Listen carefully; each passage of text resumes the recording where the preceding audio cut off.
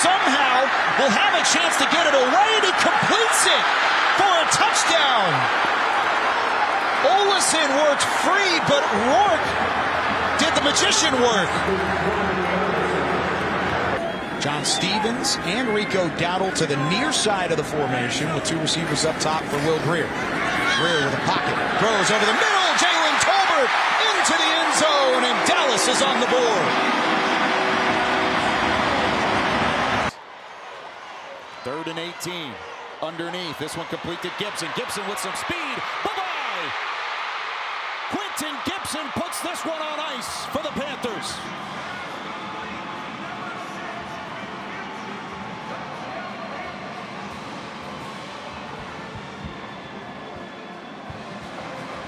You need to ramp up the GPS again for Gibson on the outside. He hit 23 miles per hour in the scrimmage. He may have upped it there.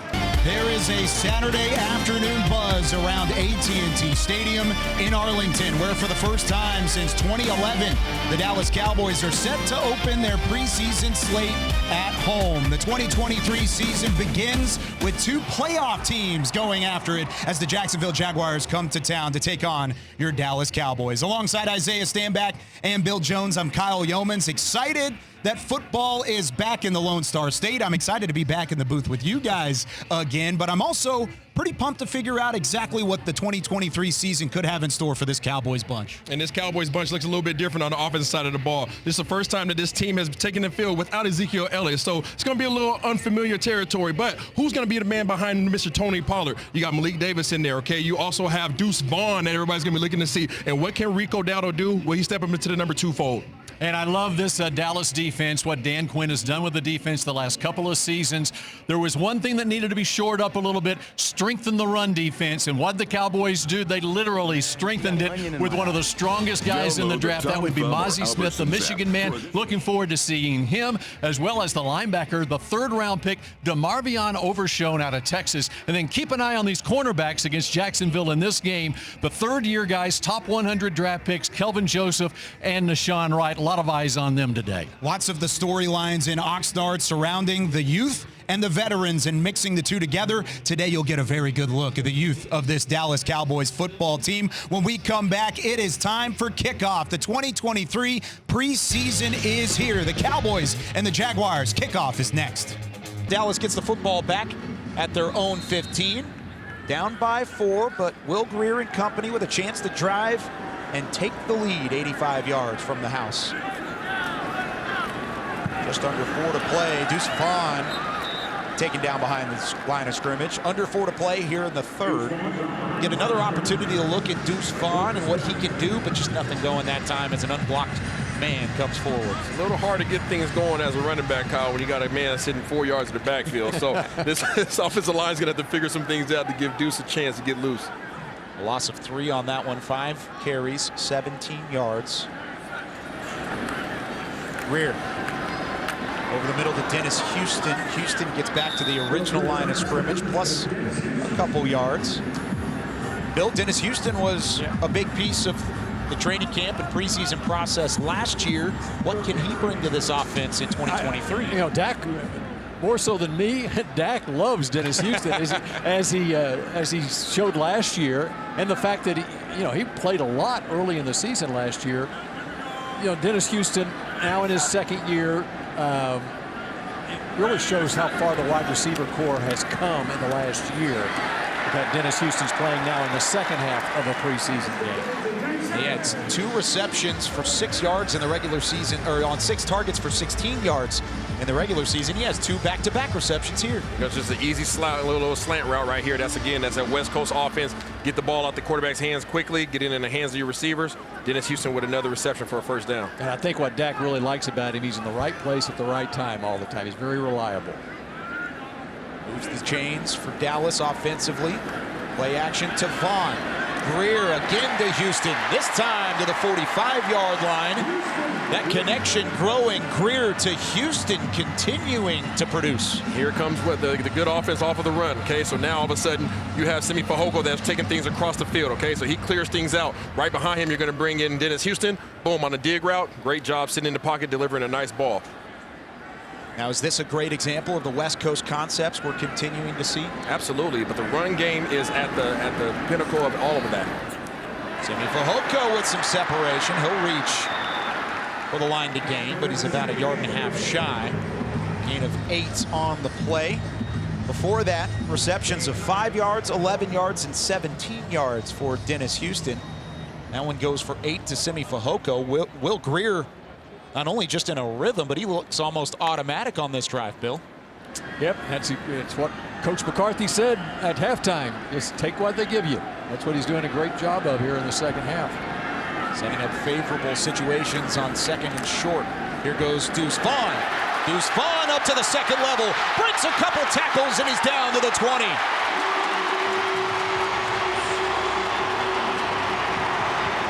Caleb Hayes with the takedown after 26 yards from Deuce Vaughn. Here he is again, stopping, boom, finding the seam, hitting the hole as hard as he can, using those legs, being strong. He's a hard guy to get down once he gets going, but there he is again. He just pops out. If you're a 2nd level or a 3rd level defender, you're literally trying to look through a bunch of guys trying to figure out exactly where he's at. By the time you do, whoop, he's past you. 3 or 4 Jacksonville defenders made contact, but that's not enough against Deuce Vaughn. Here's Simi Fehoko again down the right sideline. Tripped up after a gain of about 5. You know, one thing about Vaughn is he had 130 yards in that Big 12 championship game against a team that made it all the way to the national championship game, TCU. And then in the bowl game against Alabama, he went 88 yards for a touchdown against a whole bunch of NFL players. And the previous year in the Sugar Bowl against LSU, he had a 100-yard rushing game against the Tigers of LSU. He can play against these NFL players. So what you're talking about is do not count out Deuce Vaughn. But as we go to the end of the 3rd quarter, don't count out the Dallas Cowboys. We have a 4-point game going to the 4th. A look at our reliant, bring the energy defensive player of the game, and it's safe to say Tristan Hill brought the energy. A strip sack in the middle of that 2nd quarter leading to a touchdown. Reliant is proud to power the home of the Dallas Cowboys and the homes of Cowboys fans across Texas. Reliant, official energy provider of the Dallas Cowboys. Bill, Isaiah, when we came into this ball game, we talked about players, a long list of players that needed to step up and make some plays. Tristan Hill was probably on that list, and it's safe to say he delivered. Yes, he did, and that's why he's got a big smile on his face. Malik Jefferson making a play right there. But Tristan Hill, I'm just looking at my own little depth chart right here. I count a dozen defensive linemen who I can make a case should make this roster. That's exactly what we talked about earlier. There's going to be about 4 guys that don't get the nod that you would really like to keep. And there's a whole lot of rules in terms of practice squad, and but guys have to pass waivers. And I don't think there's going to be any defensive linemen that the Cowboys want to keep that are going to be passing these waivers. Definitely tough decisions ahead. Handoff. Nowhere going. Kevin Marks Jr. trying to work to the left, but a modest gain brings up 3rd down. That's the biggest thing about this defensive line, gentlemen, is the fact that in the past, you might have had an edge rusher. You might have had one interior lineman. It's the fact that there's a unit now that you feel really comfortable with, and that's a credit to Dan Quinn. That's a credit to Adam Dirty as well as the defensive line coach. But it really feels like the depth on the defensive line, and really in the front 7 in general, is about as deep as we've seen in Cowboys rosters over the last couple of seasons. Think about where this defensive line was 2 years ago. You didn't have any kind of interior presence. You didn't know where your rush was going to come from. And here we are talking about how you're going to have to cut 4 guys that you really don't want to let go. You talk about how deep that room is. Tristan Hill showed up today. He made big splash plays. It's very easy as a defensive lineman just to become a guy, just to take care of your responsibilities. It's very difficult as a guy like Tristan Hill to show up and make big plays like he did today, which allows him to be on the sideline right now with no pads on. Well, they made a commitment in the draft. 2nd-round pick, Tristan Hill. You had Neville Gallimore, who had, and then last year, Osa Odigizua, Chauncey Golston as well. Top 100 picks that are devoted to the defensive line. Mosley with the tackle at the 35-yard line. Let's go down to the sideline with Nick Eatman. Hey guys, you guys are talking about this depth here on the defensive line. One more option to consider when you get closer to roster cuts is maybe a trade as well. You're looking for positions, maybe depth at receiver, depth at offensive tackle. If you've got a surplus here on defensive line, you've got 3 or 4 or 5 more guys than you can keep, and maybe looking at a trade there. It's a great point. Maybe veterans that are on the open market. Not open market, but maybe on another roster. Good job, Nick Eatman, as always. There's a wide open receiver on the far side. Nice move and some room to run for Bradford past midfield and pushed out of bounds. Well, you hate to see it. Isaac Taylor-Scott right here just simply got turned around. Here he is playing off coverage.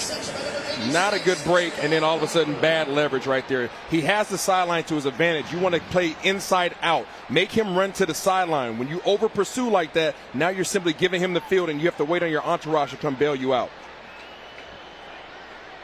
First down and 10 on the 45-yard line. Run up the middle from Letty Brown III. Even on some of the plays in this drive where the Chargers have had some success, Isaiah, their pressure has still been there from that defensive front.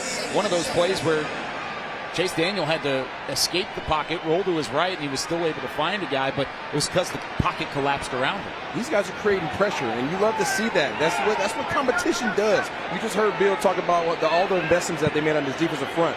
You want guys to be hungry. You want guys to do exactly what we just saw Big 9-4 do right there, throw a man out the club. These guys are playing well, and you don't want to be the guy that's left out. If everybody's making plays, you don't want to be the guy that doesn't show up and pop on the film. Big 9-4 there, Josiah Bronson. He's been showing up here. He's strong on somebody. Yeah, I think I would hire him at the club, too. He's bouncing guys all over the place. You liked that saying from Isaiah, didn't you? I did, yeah.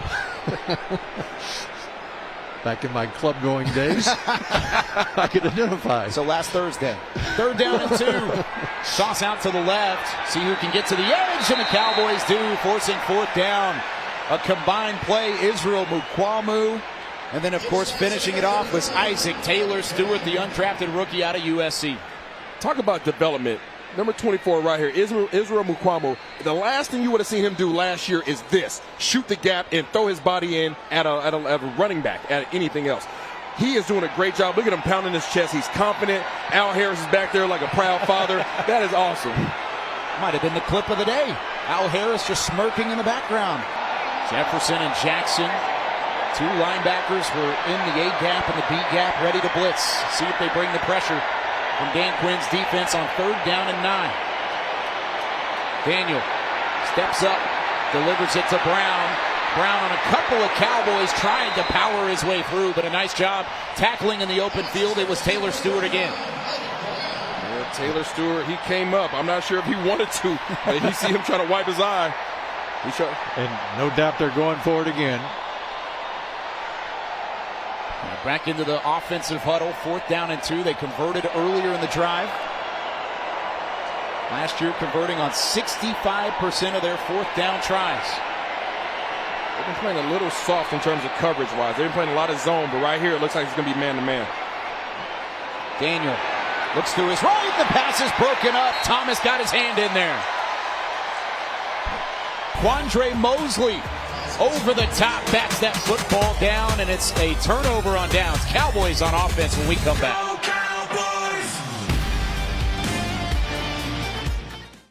It was electric in the house of the Chargers for the Dallas Cowboys today. 32 points up on the board. 29 of those in the first half. They led by 19 at halftime. They win this one by 14 over the Los Angeles Chargers, and we mentioned it. We'll take a look at it. It's Kevontae Turpin. He's your MVP. He was the MVP of the USFL, and ultimately he was the star tonight. And I know we're in L.A. and they're used to hearing Magic Johnson say it's showtime. Tonight, we're in L.A. and it was Turpin time.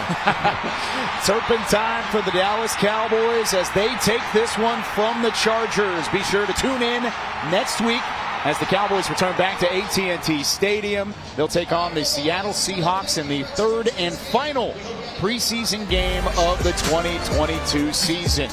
It was a fun one from Los Angeles. Inglewood playing host to the first Dallas Cowboys road preseason win since 2012 for Isaiah Stanback. Bill Jones and our entire crew, I'm Kyle Youmans, giving you the final score one more time. The Dallas Cowboys win it 32-18 over the Los Angeles Chargers. So long from SoFi. This game between the Dallas Cowboys and the Los Angeles Chargers was sponsored by Blockchain.com. Trusted by millions, trusted by America.